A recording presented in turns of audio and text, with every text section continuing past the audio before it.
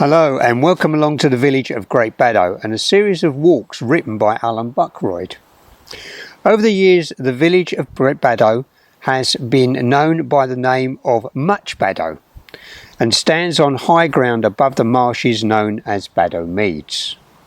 We start this particular walk at the village sign on our little village green just off Church Street. This sign was erected in 2013 and commemorates the World War II radar mast erected at the Great Baddow Research Labs after the war.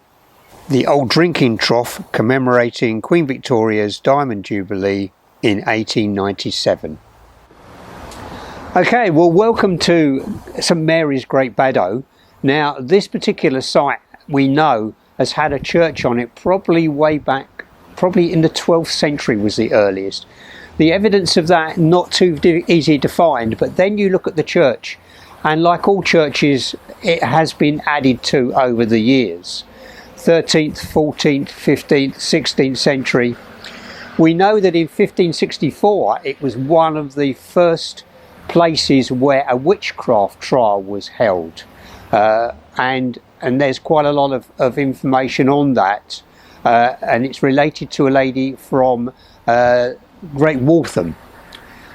But besides that, let's just look at the church. And one of the nice features is these lovely little heads. And they appear on various windows around the church. And this one here has got a veil on it. And this one here, you can see the ears are exposed as well. They must be hand carved because they're completely different looking, each one. This one has a longer nose as well. The tower above me has 8 bells, and one of those has an inscription which is by the bell maker on it, talking about how he wanted to lead a good life. Now the rest of the church has been added on, as I said. There's some beautiful windows in there. It's a remarkable piece of architecture, and it really is a prominent part of this part of Great Baddow, and really the oldest part of the oldest building in Great Baddow. Okay, this is the church office now, but once this was a chantry school, actually set up in 1392, and this was designed to teach the local children. The schoolmasters were actually the priests, and it really was a way of local children obtaining a nice education. On the National Schools Map of 1874, this school is first listed, so this would then replace the school that we just saw, the Chancery School. Now this school went on in existence until the 1950s and really was the local school for the whole of Great Baddow. But then in the 1950s there was 2 new schools built, Larkrise and Bado Hall School, and that replaced this school, and then the building has now become a play school, so it still has a school connection. St Mary's Churchyard has a claim to fame in the records of the Peasants' Revolt of 1381. It was a rallying point for the remnants of the Essex peasants who had returned from London with assurances from King Richard II that their grievances would be resolved, that there would be an end to serfdom, and that the punishment poll tax would be withdrawn. Now that they had heard that the king had withdrawn all concessions and was sending his army to Essex to deal with the revolt, from Great Baddow the Essex men marched to Northey Wood outside Billericay, where 500 were slaughtered and their lands were confiscated. In the graveyard there are 5 or 6 war memorials maintained by the War Graves Commission. The clock face is on the south side of the tower and was presented in 1916 to the memory of William Henry Smithers of Bado Court. Henry is buried in the churchyard. Various elements can be related to Tudor, Early English, Renaissance, Gothic and Victorian periods. Victorian additions include dormer windows in the Chancery and also the North Vestry paid for by Mrs Crabbe of Great Baddow Place, and there are many Crabbe graves in the graveyard. Inside the church, the fittings include a fine Jacobean pulpit of 1639 described by Pevsner as the finest of its period in the county. There is a brass plaque of Jane Pascal, née Lucaner, who died in 1614. She was the wife of John Pascal and daughter of Edward Lucaner, Esquire. Brasses of the Gwynn sisters, dated from 1753 by Henry Clare, are in the south aisle. A slab to John Everard is in the Chancery, plus a marble slab to Charles Adams. Over the church arch are the royal arms of 1660 painted in wood, with the initials CR, surrounded with a moulded wood frame surmounted with a pediment. Placed around the nave are coats of arms painted on canvas. 8 hatchments adorn the walls. These contain icons of former residents recounting their life. In times gone by, a hatchment would have carried ahead of it a coffin in the funeral procession before being placed in the church. Fragments of the stained glass can be seen in the clerestory windows, which are said to be 14th century if not older. These fragments were probably part of the original Norman church. Note the 13 decorative pinnacles above the parapets on the roof of the nave. These are unique in Essex. They were originally Tudor and were replaced in a major refurbishment that took place in 1967. In the churchyard, it is noted a large mausoleum to the Crabbe family. These were the residers over the years of Bado Place. And if you count them, there are 11 buried in one place. But not the head of the family, Henry Crabbe, who we are still searching for. Directly south of St Mary's and on the other side of the church street stands the old vicarage.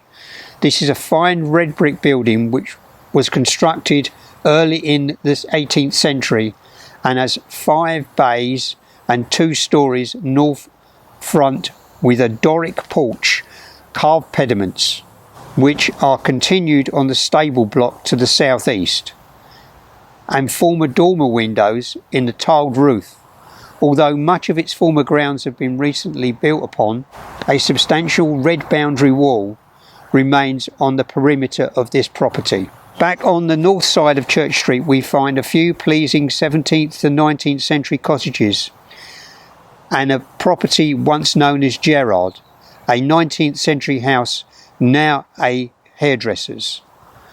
The shop also has been a general store and a DIY store, and for one time Dale Hire was also on the site. So we're just off Church Street now, and we're looking at the back of one of the houses here. Now this house was built probably between the 16th, 17th century, maybe 18th century. It's been altered quite a lot. We knew it really quite recently as Girardo's restaurant. Now it's actually vacant and it's up for lease. So it'd be interesting to see what business moves in here next. It would be nice to see another restaurant here. Now the next site next door was once Jackson's garage, and Jackson's was the big sort of motor maintainer for the main area. In the 1900s he owned the only taxi in Great Baddow, and he was a very popular man at that time. Number 23, former Pound House. It is a timber frame structure dating from the 17th century but has been much altered. One suggestion is that it was once a tithe barn, which would have then had stored the tithes for the church as form of payment, which could have included corn and other produce. Number 25, formerly Friars Hall Restaurant, is an early 19th century house of gaunt brick. It has a 5-bay street front with a central door and fanlight hipped slate roof. Immediately next to the restaurant is a delightful little group of 17th and 19th century timber frame plastered houses, numbers 27, 29, 31 and 33. One of the shop bays, number 31, has the words Tabor Dealer in Coffee, Tea, Tobacco and Snuff around the top. The owner discovered this ancient lettering recently during his routine repainting. A smithy used to stand just east of number 33 Chestnut Cottage. Turning into Seabrook Road marks the site of Branwoods, the large 19th century house. The L-shaped building which once stood west of the main block was believed to be stables. This building is overlooked by flats and has recently been converted into usable accommodation. The name Branwoods is probably associated with John Branwood, mentioned in 1345. It was the home to the Gibson family in the 19th century. Back on the north side of Church Street and opposite the site of Branwoods stands Bado Place, the 5-base 2-storey front of gaunt brick that dates to the early 19th century. Hides an earlier timber frame house. There is a central Doric porch, end plasterers and a parapet to the slate roof with dormer windows. The rear is more irregular with a raised terrace and a tunnel to the brewery, possibly to allow the owner to pass between work and his home unnoticed and unmolested if he was carrying money. For more than 100 years, Bado Place was the home of the Crab family, who first arrived in Great Baddow at the end of the 18th century. It is said that Henry Crabbe used a telescope from one of his upstairs windows to check on his workers in the brewery nearby. Mary Louise Crabbe, the last member of the family to reside here, died in 1929. A memorial stone can be seen in the church lynchgate to her dated 1930. Later owners include Mr. Foxton, who in 1960s was, like Henry Crabbe before him, a church warden. Just east of Bado Place is Adstocks, with an early 19th century studded front to the earlier building. It was the home to Thomas Smead of the brewery. He died in 1881. The neat colour-wash building has a doorway with a semicircular fanlight and a parapet and cornice. Note the carved gateposts. Horton's, of a similar date, stands opposite Adstocks on the south side of the road. At the end of the 19th century, it was the home to Priory Johnson family, considerable landowners at the time, and it was formerly called Friars Hall. The Bado Brewery towers over Adstocks on the north side, Church Street, and was rebuilt in 1868 by Crabbe, Varley and Smee.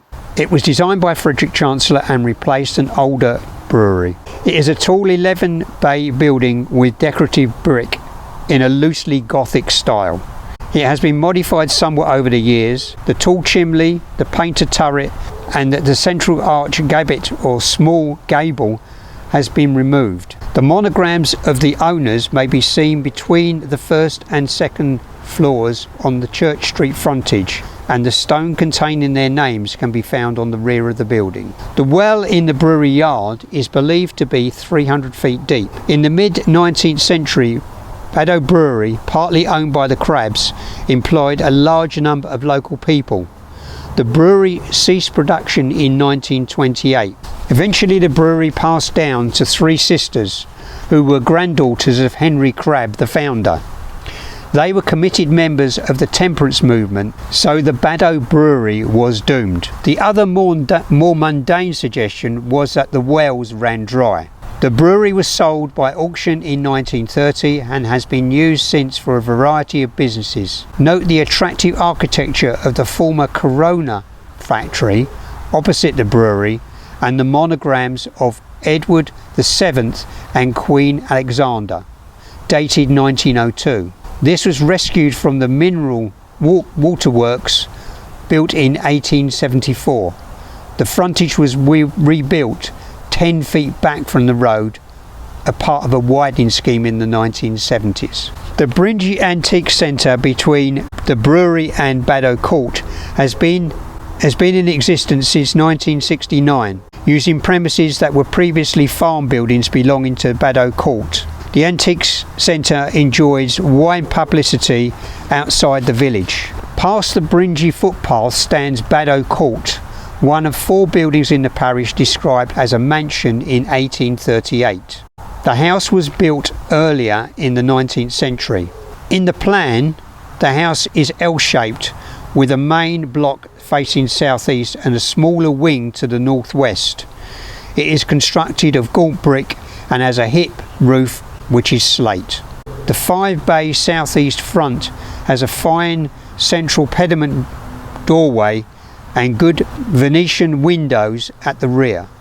Unfortunately, adjacent modern housing in Smithers Drive has blocked the commanding view of the house once enjoyed over parkland to the southeast. This road is rather ironically named after a former owner of Bado Court, Henry William Smithers, who died in 1916. He was chief brewer at the Bado Brewery next door. The McIntyre family owned the building from 1928 until the Second World War, when it was taken over by the army. The McIntyres moved into Bado Court Cottage, previously used by the coachman. This cottage is now a thriving tea room. Bado Court was in a rundown state after hostilities and was brought and converted into 8 flats by Jesse Perk in 1945. In the late 1980s, Henry Suttle upgraded it into luxury apartments. Opposite Bado Court is a site owned by Essex Radiators, including buildings that were once part of the brewery.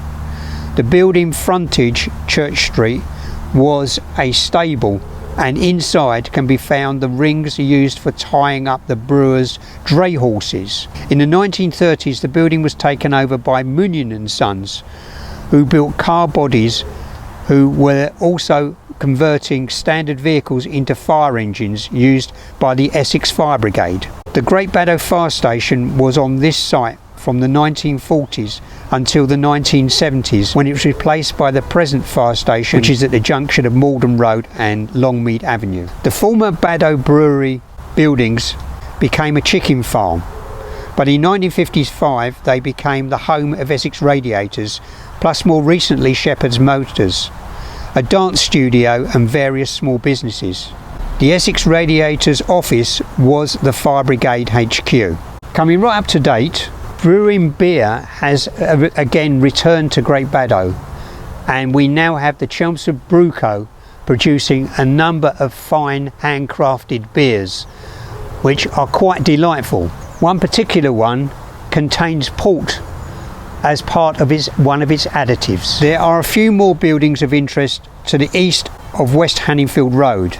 Almost on the junction itself is number 58, a small weatherboarded cottage.